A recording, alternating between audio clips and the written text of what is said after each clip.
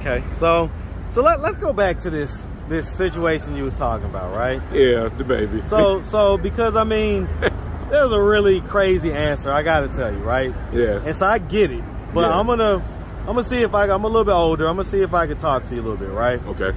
Okay. So I asked you, did you have any kids? And you said you have an adopted kid. Yeah.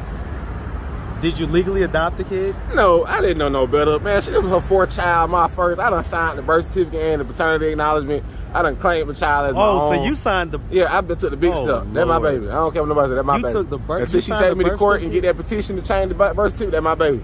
So, How old is this child? The baby, she was born February 23rd, 2020. And so, yeah, she 2 now. And you signed the birth certificate? Yeah, I ain't know no better. How long did you know this lady? I met that woman...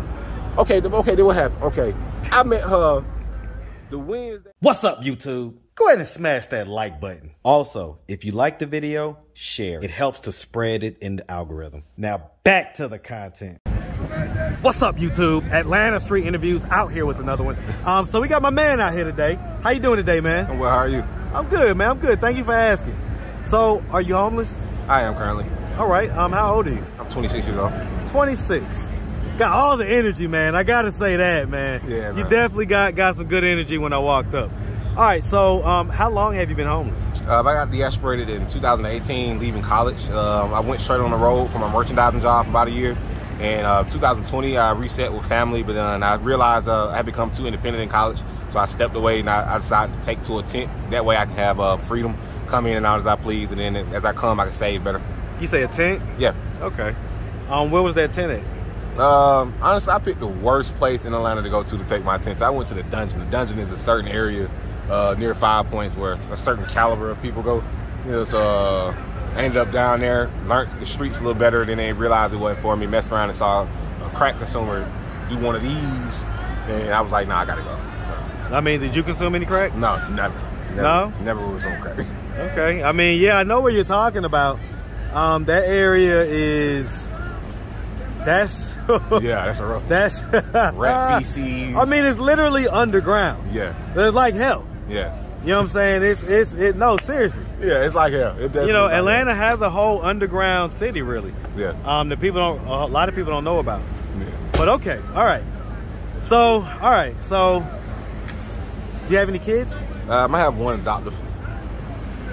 You say one what? One adoptive child. I met her mother at 9 months. I moved into she was in a rooming house. I moved in and secured the room for her. She was in the living room, so I moved her to a room in the rooming house, and I was there about 2 months. But then the landlord misconstrued my actual personality and who I was, and told I was some kind of psycho. So I ended up separating from her, and the mom ended up getting pregnant again by someone else. And so at this point, like, the child is legally mine, but not biologically mine. So. Were you married? No. It was in that direction, but when that happened, it made me realize you would let someone else like step in between us and give you a bad perspective of me rather than assessing it for yourself. So that kind of pushed the distance there. Okay, so I'm gonna put a pin in that because we're gonna come back to that. But all right. I guess I'm still kind of confused.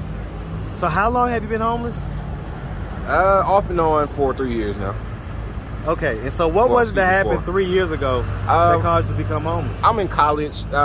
Too focused on, me coming from a married grandparents, I was focused more so on family, more so than being an individual, being a bachelor. I didn't worry about being a bachelor. I was more so trying to transition into married life and family life. So when I found the woman that I wanted to marry, my priority switched from my own education to securing finances, to secure a home and car and longevity. So, well, I mean, but the education should have been part of that, right? It was, but see, because I mean, for long term. The problem was I started trapping. So I got trapping, relationship, and school, and marching band. So some took the back burner. Relationship, trapping, and band took the forefront. Education took the back because I'm leaving class to catch traps. I tried to leave trapping alone, go back to education, but screwed my GPA up. So I was like, you know what? I'm just going to take a step back and come back to it with a new mind. I was doing 2 majors at one time, so it was already a lot anyway. So I just what was your majors, man? My initial major is music theory, instrumental emphasis, and percussion. The second is mass communications. My mass communication was the minor, but I bumped it up to a major. Okay, all right, man. So Yeah, man. All right, so do we have any drug use that we have going on right now? I currently don't even use drugs because I realize, and see, I stepped away from religion and pushed towards spirituality, and that made me realize that my temple was more important than I was holding it to. So spirituality, I define as the art of breathing. And when you do drugs, it affects your breathing. Just like when you're emotional, it affects your breathing. So when you're on these drugs, and like if you do coke, for instance, because I experimented with when I was younger, an older male like introduced it to me, and I touched it here and there, but I knew that that's not something I wanted to get hooked to by seeing the end result of it. So it got to a point where when you do cocaine, your lungs become hyperactive and you breathe heavier. So then if you come up to me and I'm already breathing heavy, when I get aggressive, my breathing does the same thing. So I'm easier to slip into aggression or anger. You know what I'm saying? Or you I get that, but so, yeah. all right. Let me reroute. Okay. All right, come on, lay it on me. All right, man. All right. Let's start from the beginning, man. So, where you from, man? Atlanta, Georgia, Southeast Atlanta, Georgia. Grady, baby. Southeast? Yeah. Hey, man. Shout out that Atlanta, man. Shout it out, man. Definitely. Jonesboro Road, 30315, Thomasville, all that, man. Shout it out. Hey, man. Shout out them boys, man. YSL. All them, man. About the slabs. Hey, man. I would not slime you out. I would do square business. You bring me your money, you can get what you pay for.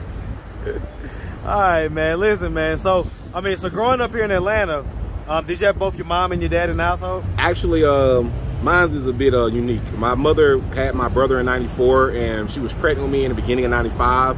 And my dad and my mom got into a physical altercation that ended up with my dad getting his jugular severed.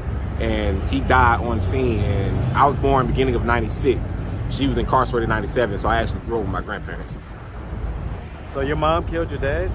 It was involuntary manslaughter. It was more so of she had a knife. He tried to take the knife from him and from her, and it struck the actual vein or the jugular. And that's what I was told, rather say. So, you know, some things, you know, I decided not to lean too far into because of the trauma that was connected to it. So at the end of the day, I know that an incident happened where my mom had a knife, my dad and her tussled over the knife, and he ended up dying. So father died in '95, February of '95. Mother got incarcerated January of '97. She was freed all April of 2004. So that's when my mother fully re-entered my life. But other than that, my grandparents raised me. So, I mean, it sounds like you were still fairly young when she got out. Did you still continue to basically live with and be raised by your grandparents? It was a struggle because my grandmother taking that primary mother role, it was hard for my grandmother to detach and allow my mother to step into because lack of confidence of her abilities, and plus then just being set and taking that guardian role. So we lived with my grandparents briefly. Then my grandfather established my mother separately, but she had some problems transitioning, so we ended up going back. And then we moved a few more times, and then we moved about 15 times in a matter of 2004 to 2014, or 15, 16, somewhere right now. She moved about a good 15 times. So yeah, you talking about your mom? Yeah, my mom. Cause wow. Yeah, I mean, it's just unstable, basically. Yeah, that's more than one time a year. Yeah, on average. It was more so she didn't feel stable. That's exactly what she said. She didn't feel stable, so she tried to restructure herself somewhere so that she felt like she had her feet on solid ground. So that was really the biggest part of that, though. Okay. Growing up, would you say that you had a fairly normal childhood? A couple bumps in the road, but I didn't want for anything. My granddad made sure I had everything I needed. Once I got an electric guitar and an acoustic guitar. Like, I wanted a viola, but I got an acoustic guitar and an electric guitar, so I can't say that I was deprived, you know, but I didn't get the privilege of doing some of the extracurricular things because, you know, they didn't have time or the finances wasn't there. But for the most part, I was pretty much well taken care of. I can't say that. You went to school, you went to high school? Yeah, definitely. You was in the band, obviously. My dad played from 3rd grade all the way up into my final year of college. I did choir, elevated that to concert choir upon reaching college. I did band starting 9th grade. And what instrument? I'm a percussionist. I started on cymbals, but I picked up the rest of marching band percussion and mallet percussion from 9th grade all the way up to my last year of college. What high school did you go to? I went to South Atlanta, then Maynard Jackson, then back to South Atlanta, then McNair over in DeKalb. Yeah, I was juvenile delinquent. Yeah, I straightened out though. So you was like a fighting kind of... I was a gangbanger, man. My cousin told me we was in the gang. She told me we had a family set, so I went crazy for the family. You know, like, I didn't look at gangbanging as out aggressing. I looked at it as a family structure. Like, me, Toto, and Didi, we all cousins. They got kids, and all our kids the same set. Like, that's how I looked at, like, West Coast style, because gangbanging originally for me, I did my research. It started as a family structure, and we protecting our community. But over here on the East Coast, we do a more militant style. So it comes out to be, you on my turf, don't get killed. So okay, so let's go back to this situation you was talking about, right? Yeah, the baby. So because I mean, there's a really crazy answer, I gotta tell you, right? Yeah. And so I get it, but yeah. I'm gonna see if I'm a little bit older. I'm gonna see if I can talk to you a little bit, right? Okay. Okay. So I asked you, did you have any kids? And you said you have an adopted kid. Yeah. Did you legally adopt the kid? No, I didn't know no better. Man, she was her fourth child, my first. I done signed the birth certificate and the paternity acknowledgement. I done claimed the child as my own. Oh, so you signed the... Yeah, I took the big step. Lord. That's my baby. I don't care what nobody says. That's my baby. You took the birth... Until she take me to court and get that petition to change the birth certificate, that's my baby. So, how old is this child? The baby, she was born February 23rd, 2020. And so, yeah, she 2 now. And you signed the birth certificate? Yeah, I ain't know no better. How long did you know this lady? I met that woman... Okay, then what happened? Okay, I met her the Wednesday before Valentine's Day. So about 2-3 days passed, Valentine's Day came, Valentine's Day hit. I moved in 2 days after Valentine's Day. The baby came a week later. I sat there in labor. Hold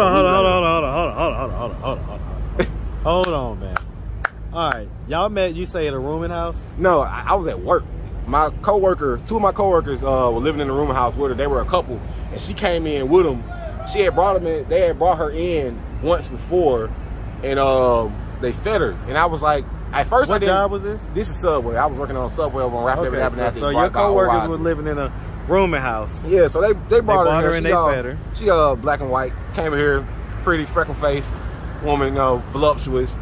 And I didn't see the stomach. I just saw the jacket. So I started looking at her. She looking at me. I look at her, and she a little devious. I can tell she a little devious. I can tell she from the street. So, I'm looking at her, she looking at me, she messed around and say something, I say something back, and then my coworker, she like, don't do it. She's like, don't do it. I'm like, what you mean don't do it? I'm trying to pump my brakes for then. She messed around and say, don't do it. And I say a couple more things, and she popped the belly out. I'm like, oh, that's why you said don't do it. But at that point, I'm like, you know what? I don't even care, child. I want children anyway. So I go around, I fix the food, I fix a little salad, I go around the table, I go around and sit around where I make sure all the customers get accommodated for. And I sit down and I talk to her for a little bit, and I get a little deeper in conversation with them, and I realize, okay, well, where your baby daddy? She was like, oh, she started chumping them off. So I was like, oh yeah, you ain't dealing with your baby daddy. And I don't know why exactly yet, but you ain't dealing with your baby. I know why, but I won't oust that information because for him to have done that to her was completely unacceptable. And was he violent to No, her? It wasn't even violence. It was something that he did that disrespected her body as a pregnant woman and as a woman. So I won't even discuss that wholeheartedly. Well, I mean, but hold on. Now you got me curious. Now, I'll say that when your woman is pregnant, you make sure your body is clean, so her body stays clean and the baby body stays clean. So and that's as far as I go into that. So he was basically dirty dicking. Is that what's going on? Yeah, he was dirty dicking, and he could have affected the baby by affecting the mama. So I stepped in and I went to the house with her just kind of like to get to know her and see what her situation was so I could help her. And and I fell in love with her, fell in love with her in the situation immediately once I got to the house. They had that girl in the living room on a roll-out bed on a cot with a mattress. She's sleeping in the living room, people walking past her while she sleep, and I just didn't like it. So I stepped in and secured the room house for the first month, and the second month came around, and the baby came about a week into the first month, and I cut the umbilical cord because I sat there in the labor. So hold on. So hold on. Before you did all this, so and my audience is probably laughing right now because they know what I'm about to ask. So, okay, so before you did all this, yeah, how long into meeting her did y'all have sex? So like she walked into the subway. Like, she was feeling me strong enough to give me the cat probably.